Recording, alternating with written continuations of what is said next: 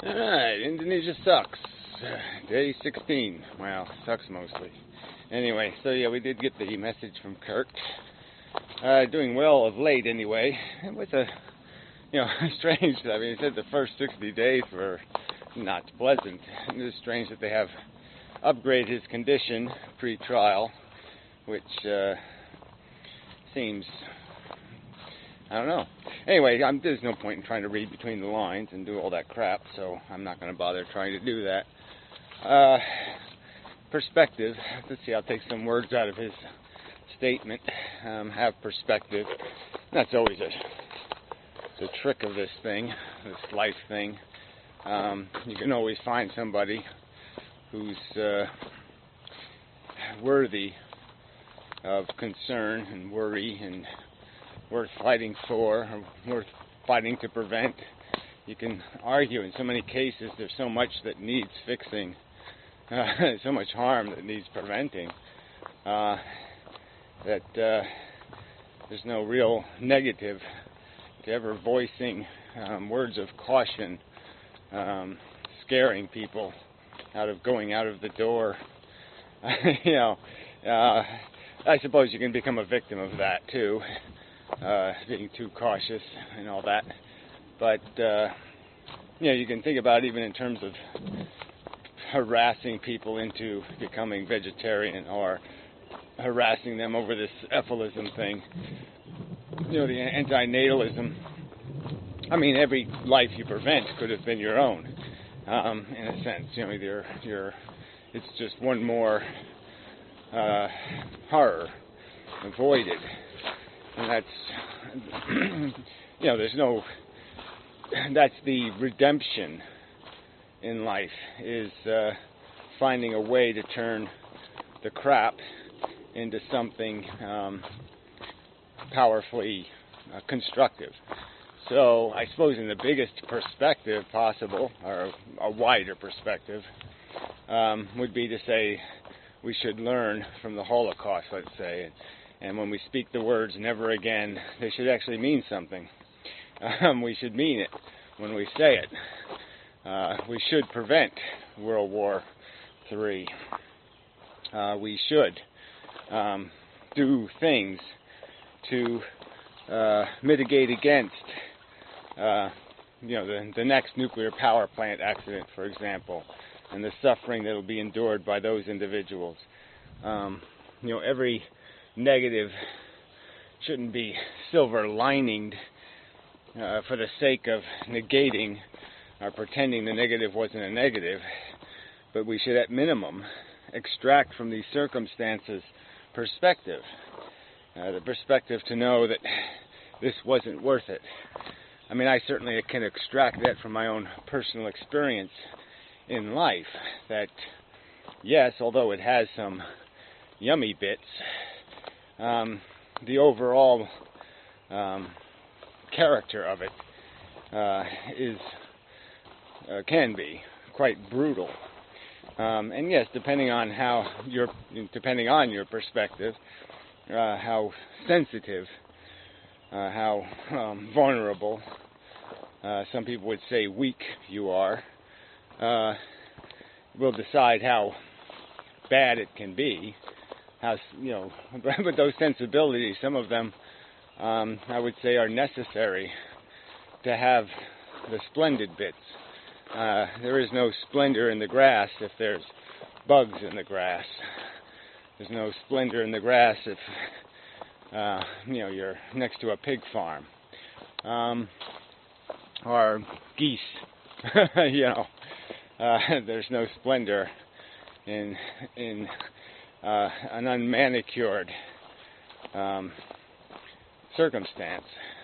So there's some of our sensibilities, some of our sensitivity, some of our weakness is the strength of demanding a bit of purity, demanding the fresh, clean air, the fresh. It's a selling, marketing tool, this word fresh. But freshness, cleanness, purity, these are all things that maybe we should have a an expectation or a demand. Our sensibilities should demand them. Our sensibilities, our comfort, our ability to play the game should be dependent on it being a good game.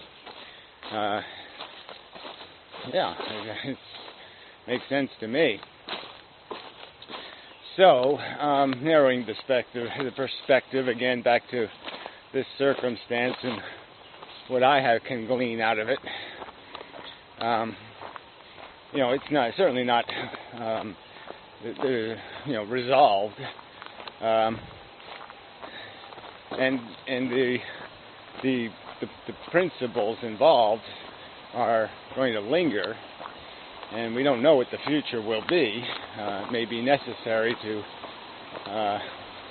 be more focused on individual circumstance, but let's just take the overview of the fact that there is this conflict between people. And again, that's, I think, been a reoccurring theme, and what I've attempted to focus on is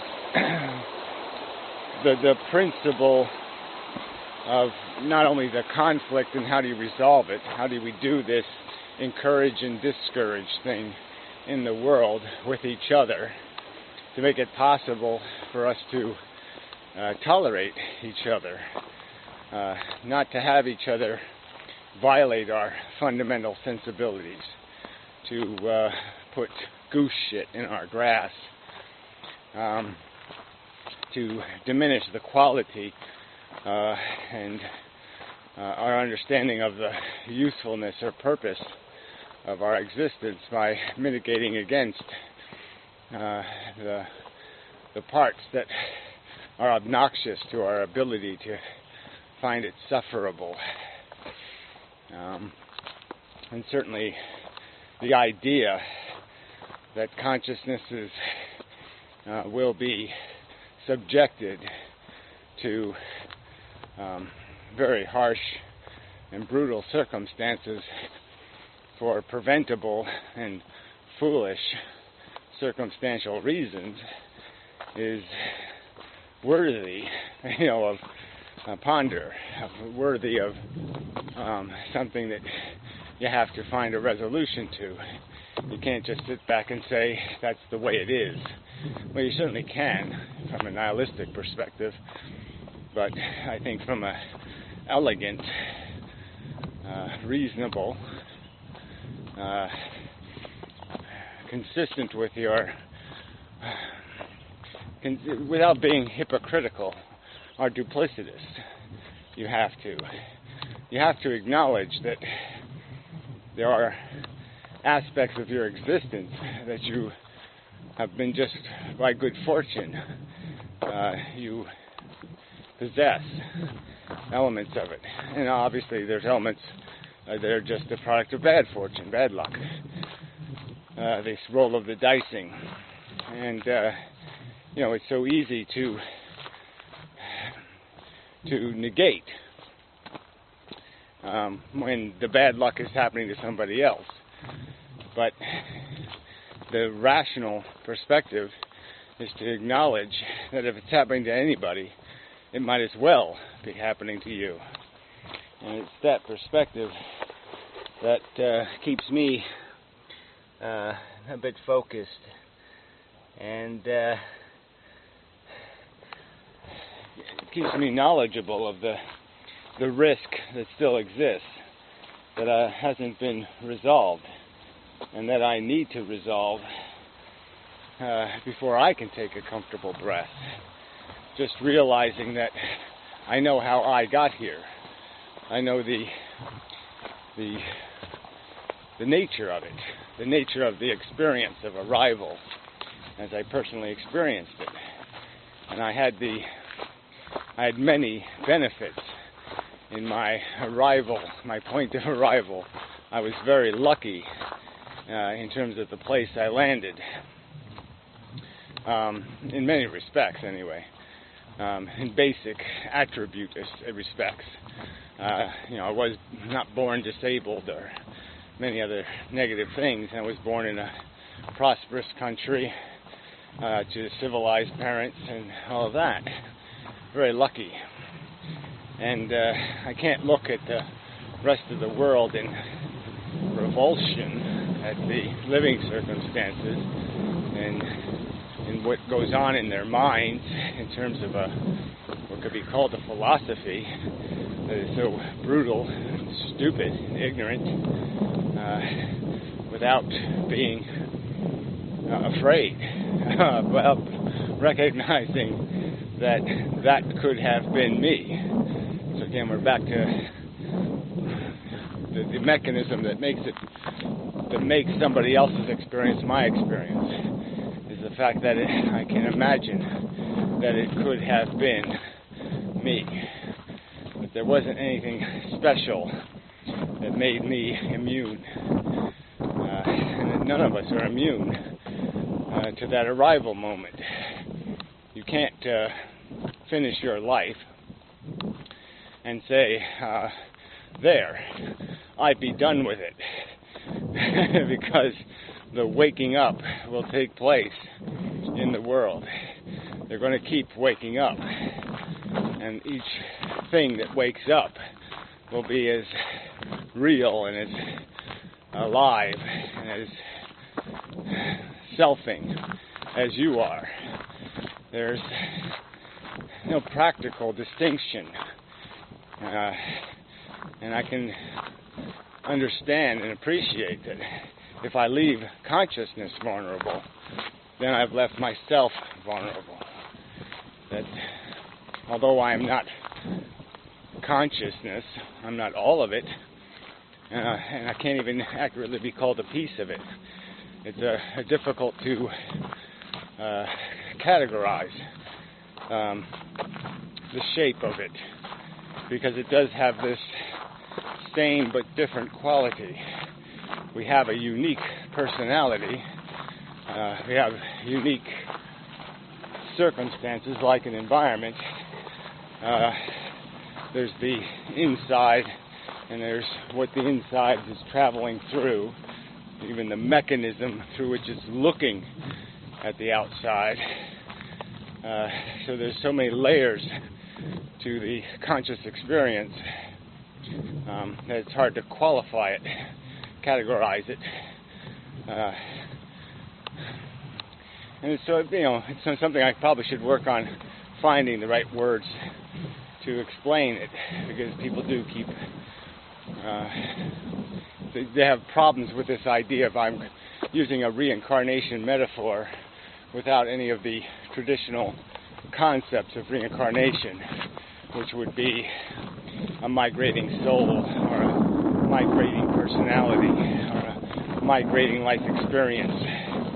There's nothing about me that exists in other people in the sense that my programs are, in some respect, uniquely my programs. I'm just arguing for the fact that there is such a similarity between many of these programs that there is an effective twinness, an effective identity. You can't say identical because it's not, but I mean, there is that element of the fact that it isn't distinguishably different by any meaningful standard. So it's like two things being different. The skunk cabbage versus the wheat. They're different, but as an entity, as a functioning thing, there's likely little difference in terms of all the important categories. It's only in the unimportant categories that there is distinctions. So I guess that would be my argument, is that we can't, if we're watching something happening to somebody else, to me, it's no different than imagining it happening to myself. And certainly imagining isn't as bad as happening, but I'm just saying it gives me a taste for the vulnerability and gives me cause to be reactionary as if it was me. There's every rational incentive to recognize that if I would not accept the circumstance in what I call my life, why should I accept it as a circumstance in what is called someone else's life? Especially in the context, perspective of knowledge.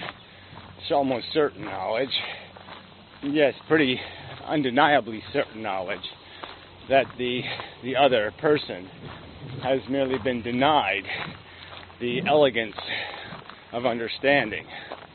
If they too, it's their ignorance that enables them to be me but drunk, be me but stupid, be me but some other description of wrong.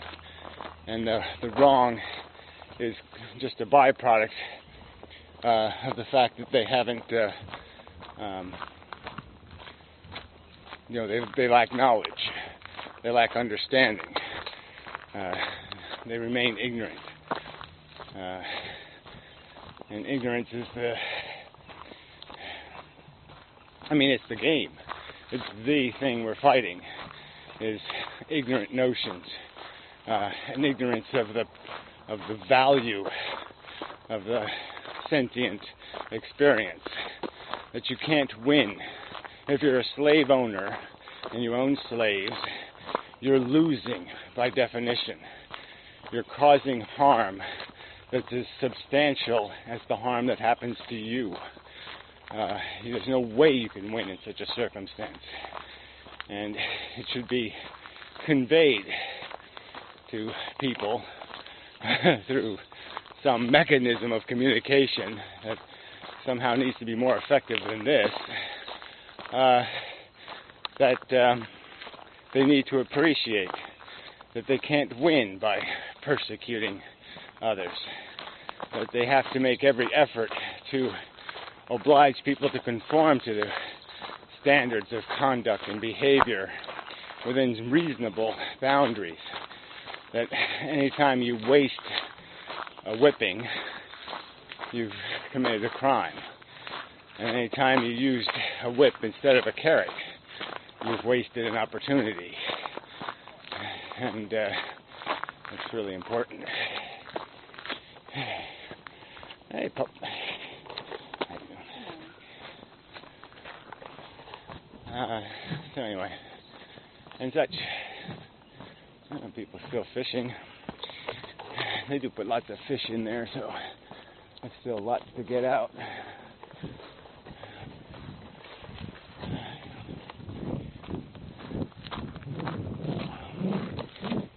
Yeah, free food and such.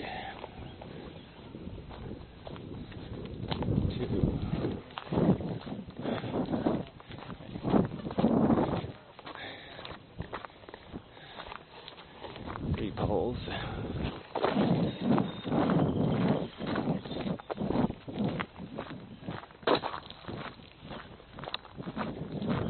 Oh, look up redneck though. Anyway. And such. I know where the fish are. See if anybody else knows where they are. See if they're figured it out. They're in the wrong place. We'll show you where they really are. I bet you. Gooses to shit in the splendid grass. Yes, you are a shit monster. Shit monster. Yes, you are. Shit monster. Probably invented in Indonesia. Alright, sorry. Anyway, yeah, so this is a reasonable video, I think. It's actually recording? Yeah, okay, good. Yeah. So anyway, I don't know how the transition will go from dire circumstance to less dire, but we'll see. Alright, now there's probably a big monster fish right up here. I'll probably scare him before you'll see it. This is probably where they are. This is where somebody should be fishing. right in there. Probably horrendously huge fish. Well, there's a bunch of theirs. A bunch of theirs. A bunch of their fish. Little ones. Alright. Anyway, this is the spot anyway. Sometimes right at the mouth of it is a good one. Alright, I don't see any big ones. But I'm sure they're here. That they're just hiding underneath that shit there. I bet you if I threw something in the water, big fish would move. That's what I should do, just throw something in the water. Good idea. Oh. Watch it. I didn't see anything monstrous. Alright, never mind. Yeah, I'm sure they're there though. It's an unfailable theory. Anyway, I planted this stuff here. And very much of it. Yeah. Did the environment, to help the environment day. Look at that monster tree. Whew. Crushed by the hurricane. It's a big tree. Anyway, really ought to get myself a wood burner again. So much wood available now. Anyway, I think we're sufficient for this video. To work I go, and such. Until next time. Good enough. Thank you.